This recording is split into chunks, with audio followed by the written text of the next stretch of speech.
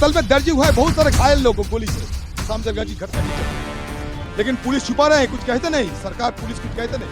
बच्चे लड़का यहाँ देखा मैंने, घायल होकर सोए हुए हैं लोग, जिंदगी के साथ मौत के साथ ये लोग जूझ रहे हैं। और क्या बताओ, सरकार चुप्पी साधे, कुछ कहते नहीं सरकार।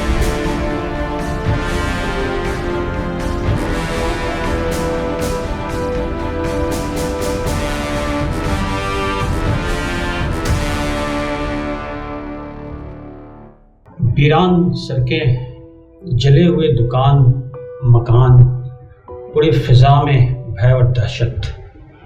ये तस्वीरें हैं आज के मुर्शिदाबाद की, जो किसी भी कानून का पालन करने वाले नागरिक के लिए विचलित करने वाली है।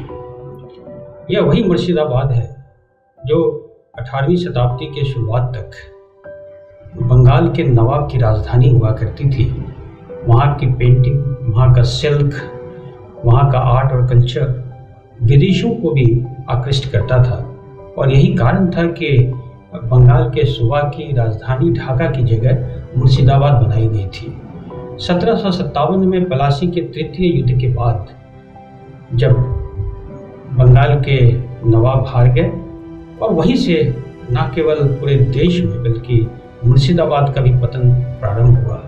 लेकिन उस समय भी किसी ने ये नहीं सोचा होगा कि मुर्शिदाबाद की हालत ऐसी हो जाएगी। बीते शुक्रवार को जब वक्फ संशोधन बिल के विरोध में हिंसा भड़की, तो उस आक्रोश में पूरे मुर्शिदाबाद जिले को ले लिया गया। कई ऐसे छोटे कस्बे, शहर थे, खास करके धुलियान, सूती, शमशेरगंज, जहाँ पे आगजनी की घटनाएं हुई। कम से कम 3 व्यक्तियों की मौत हो गई, कई पुलिसकर्मी भी घायल हुए। और सबसे जो बुरी बात हुई वह जो किसी ने 21वीं शताब्दी में कम से कम नहीं सोचा कि कम से कम 400 लोग अपने परिवार के साथ, जिसमें महिलाएं, बच्चे सभी शामिल हैं, वो अपने घरों से बेघर होकर के पलायन करने के बाद शिविरों में रहने को विवश हैं। हम सब ने सोचा था कि 1947 में जो विभाजन की जो विभीषिका थी, वह एक औपनिवेशवाद के खिलाफ या जो हिंदू मुसलमानों को लड़ने के कारण बांटो और राज करो के तहत, नियम के तहत वो सब हुआ था, बंटवारा हुआ था। लेकिन उसके उस समय भी पलायन हुआ था, लेकिन वो एक अतीत की घटना थी। उसके बाद फिर जम्मू कश्मीर में भी 90s के शुरुआत में पलायन हुआ, लेकिन उसे भी माना गया कि जो विदेशी थे, विशेष रूप से जो पाकिस्तान के लोगों का जो हस्तक्षेप था और जो आक्रांता वहाँ से आते थे, जो टेररिस्ट वहाँ से आते थे, उसके कारण इस प्रकार की घटनाएं हुई। लेकिन अपने देश के अंदर अगर अपने नागरिकों का पलायन हो, अपने घरों से बेघर हो जाने के लिए वो विवश हो जाए, चाहे वो हिंदू हो चाहे मुस्लिम हो, तो इस सदी के लिए इससे ज़्यादा बड़ी त्रासदी कुछ नहीं हो सकती। यहाँ पे अगर हम इतिहास में जाएं तो प्रेमचंद ने अपने साहित्य के माध्यम से, अपने कहानियों के माध्यम से, अपने उपन्यासों के माध्यम से हिंदू मुस्लिम के बारे में लिखा था। जब 1907 से लेकर 1936-37 तक उनके जितने उपन्यास हुए, उसमें उन्होंने बहुत ही अच्छा चित्रण किया था। उन्होंने ये भी कहा था कि कायाकल्प एक उपन्यास है उनका, उसमें उन्होंने जिक्र भी किया था कि कैसे छोटी छोटी बातों पे जब दो पालतू जानवर में झगड़े हो जाएं और वो दोनों किसी अलग अलग संप्रदाय के लोग के हों, तो उसके ऊपर से सांप्रदायिक हिंसा भड़क जाती है। लेकिन साथ में उन्होंने उसका एक इलाज भी दिया था। उन्होंने कहा था कि जब तक एक दूसरे की भावनाओं को नहीं समझेंगे, तब तक सांप्रदायिक एकता, सद्भाव बना के रखना बहुत मुश्किल होगा। और यही वजह है कि अगर आप उनके उपन्यास को देखें तो मुक्ति धन में का जो रहमान है, वो नुकसान उठा करके भी अपने गाय को, कसाई को नहीं बेचता, बल्कि दाऊ दयाल को दे देता है।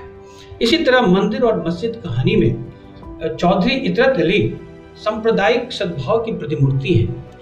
वो न केवल अपने घरों में गाय के गोबर से लीप करवाते हैं, बल्कि वो गंगाजल पीते हैं, गंगाजल का छिड़काव करते हैं, अपने बगीचे में दुर्गा पाठ भी करवाते हैं।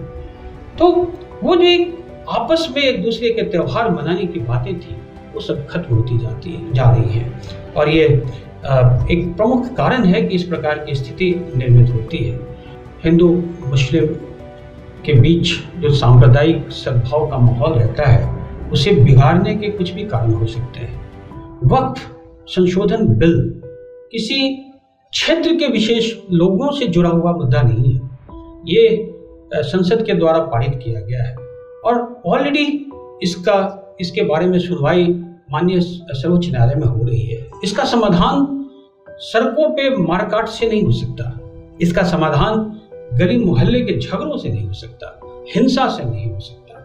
इसका समाधान जो कानूनी रूप से पारित किया गया, उसका कानूनी समाधान ही होना संभव है। और कई बार जब मैं इन विस्थापित लोगों को, चाहे वो किसी भी जगह से हो, वो हिंसा से भुगत रहे लोगों को, हिंसा से पीड़ित लोगों को, खास करके जो निर्दोष महिलाएं, बच्चे हैं, जब मैं उनको देखता हूँ तो बस बरबस कबीर याद आ जाते हैं। चलती चकती देखकर दिया कबीरा रोए, दो पाटन के बीच में साबुत बचा न कोई। Thank you. ये रिपोर्ट मुझे उम्मीद है आप सबको अच्छी लगेगी।